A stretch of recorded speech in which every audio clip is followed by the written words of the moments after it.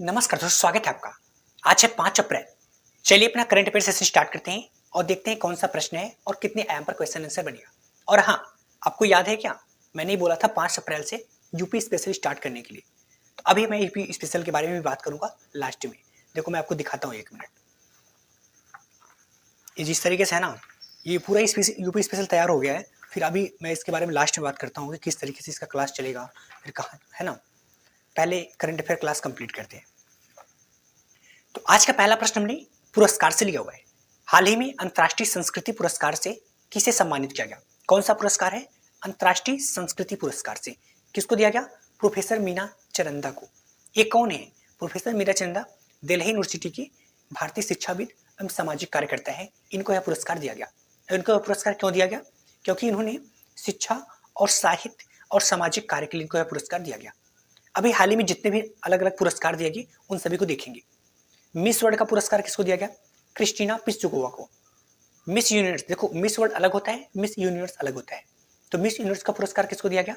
सेनिस Palacios को। ये Nicaragua की हैं। एबेल पुरस्कार किसको दिया गया? मिशेल टैलाग्रेंड को। ये मैथ का पुरस्कार है, मिशेल टैलाग्रेंड जो कि फ्रांस के हैं। पृथ्वीजर पुरस्कार किसको दिया गया? रिकेन यामामोटा को, जो कि जापान की। यह पुरस्कार वास्तुकला का पुरस्कार है। अभी हाल ही में भूटान का सर्वोच्च पुरस्कार, पहले ऐसे व्यक्ति जो गैर भूटानी मतलब भूटान की नहीं है उनको यह पुरस्कार दिया गया, वो है अपने प्रधानमंत्री Narendra Modi ji. Aviation week Lord's पुरस्कार किसको दिया गया? इसरो को दिया गया। चलते हैं नेक्स्ट टॉपिक पे। नेक्स्ट टॉपिक हमने खेल से लिया हुआ है। हाल ही में हॉकी इंडिया ने किसे वर्ष का सर्वश्रेष्ठ खिलाड़ी नामित किया? अभी हाल ही में हॉकी इंडिया ने अपने हॉकी के क्षेत्र में जो पूरे 2023 में यह पुरस्कार उन्हें, जो 2023 में हॉकी के लिए उत्कृष्ट प्रदर्शन कार्य के लिए, अब वो पुरुष भी और महिला भी। तो पुरुष में किसको? हार्दिक सिंह को, जो कि पंजाब के हैं। इनको वर्ष ऑफ द ईयर 2023 का खिताब दिया गया। और महिला में सलीमा टेटे, जो कि झारखंड की है। यह पुरस्कार किसके द्वारा दिया जाता है? यह पुरस्कार हॉकी इंडिया के द्वारा दिया जाता है। और यह पुरस्कार प्रत्येक वर्ष दिया जाता है। 25 लाख रुपए इसमें दिया जाता है। यह टोटल, वैसे इसमें पुरस्कार तो 11 श्रेणी पुरस्कार दिया जाता है, बट ये वाला काफी महत्वपूर्ण है। इसके साथ साथ एक पुरस्कार और, लाइफ टाइम अचीवमेंट पुरस्कार। यह किसको दिया गया? अशोक कुमार। ये किसके पुत्र हैं? तो मेजर ध्यानचंद के। मेजर ध्यानचंद, जिनको हॉकी के जादूगर भी बोला जाता है, ये इनके पुत्र हैं। मेजर ध्यानचंद का जन्म कहाँ पे हुआ था? ये उत्तर प्रदेश के प्रयागराज में। अब बात करते हैं, और ये तो हॉकी का हो गया। अगर क्रिकेट की बात करें कि आईसीसी ने अभी हाल ही में क्रिकेट ऑफ द ईयर किसको बनाया? ओडीआई में विराट कोहली को, टेस्ट में उस्मान ख्वाजा को, टी20 में सूर्य कुमार यादव को, और टोटल सभी फॉर्मेट में पेट कमिंस, जो कि ऑस्ट्रेलिया के हैं। चलते हैं नेक्स्ट टॉपिक पे।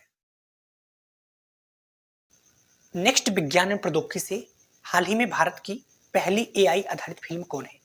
ये भारत की पहली एआई आधारित है, इसलिए हमारे लिए इंपॉर्टेंट है। वो कौन सी फिल्म है? अभी ये फिल्म नहीं लॉन्च हुआ, इसका ट्रेलर लॉन्च हो गया, आप यूट्यूब पर जाके देख सकते हो। उसका नाम है इरा। क्या नाम है? इरा। इसके डायरेक्टर कौन है? वो है सेम भट्टाचार्य। यह फिल्म में क्या है? यह फिल्म में है क्या?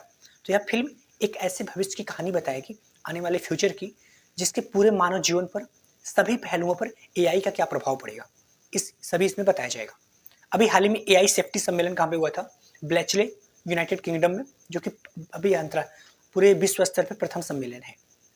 चैट जीपीटी किसने लॉन्च किया था? ओपन एआई कंपनी के द्वारा। गूगल बर्ड, जो कि गूगल के द्वारा, जो कि अभी हाल नाम बदल के इसका जेमिनी कर दिया गया है। एआई स्कूल अपने भारत में सबसे पहले कहाँ पे बनाया गया? तिरुवनंतपुरम केरल में। एआई विमान इजराइल के द्वारा, जिसका नाम है ओरन। चलते हैं नेक्स्ट टॉपिक पे। नेक्स्ट टॉपिक हमने स्वास्थ्य से लिया हुआ है। हाल ही में वैश्विक प्रयोगशाला नेटवर्क कोविनेट किसने लॉन्च किया? देखो एक्चुअली में क्या हुआ, जब कोविड-19 का नया नया वेरिएंट पूरे देश से फैलता गया ना, तो सभी देशों के द्वारा अलग अलग लैब बनाया गया, उसका जांच किया गया, उसका रिसर्च किया गया, उसके लिए वैक्सीन बनाया गया। तो अभी हाल ही में क्या हो गया कि पूरे विश्व में जितने भी लैब हैं, उन सभी लैब को जोड़कर एक कोविनेट नेटवर्क बनाया गया। किसके द्वारा? WHO के द्वारा, वर्ल्ड हेल्थ ऑर्गेनाइजेशन। यह क्या है? यह नेटवर्क पूरे दुनिया भर के वैज्ञानिकों और शोधकर्ताओं को एक साथ लाएगा। उसके बाद वो क्या करेंगे? तो जितने भी कोविड-19 के पूरे विश्व में नए नए वेरिएंट आ रहे हैं, तो क्या होगा, जब पूरे विश्व के वैज्ञानिक और एक साथ आएंगे, तो जो आने वाले समय में जो वेरिएंट आने वाले हैं, उसका रिसर्च पहले ही हो जाएगा और उसके लिए वैक्सीन पहले से तैयार कर लिया जाएगा।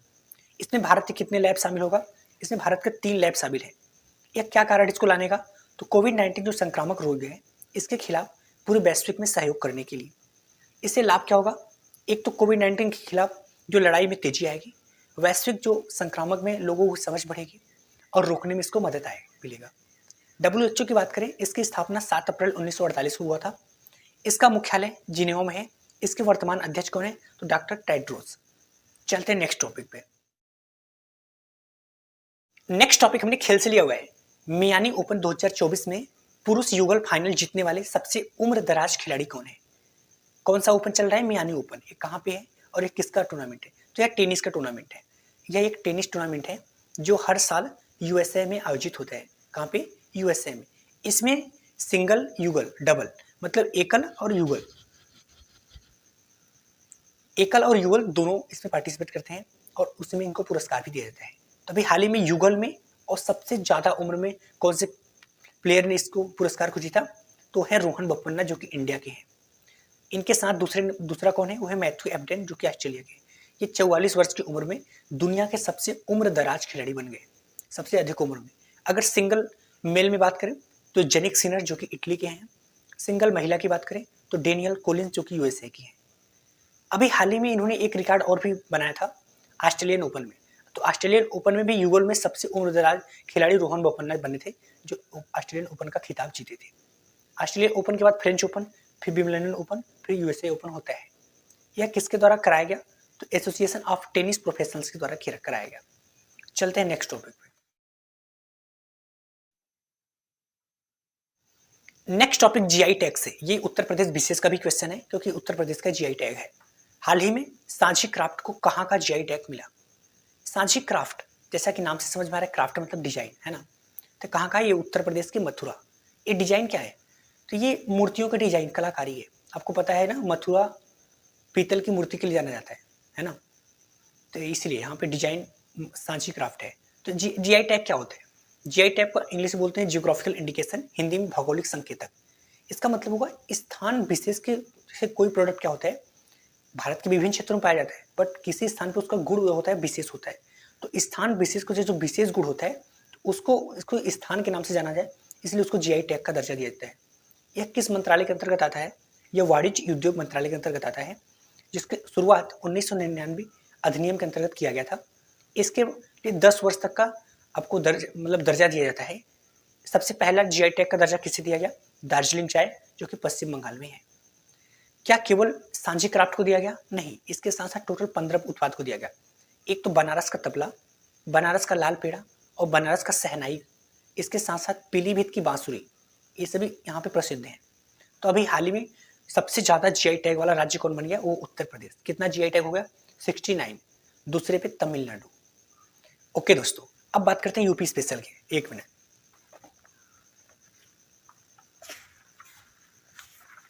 देखो, यूपी स्पेशल में हमने लगभग बहुत सारे टॉपिक कंप्लीट कराने के लिए सोचा है।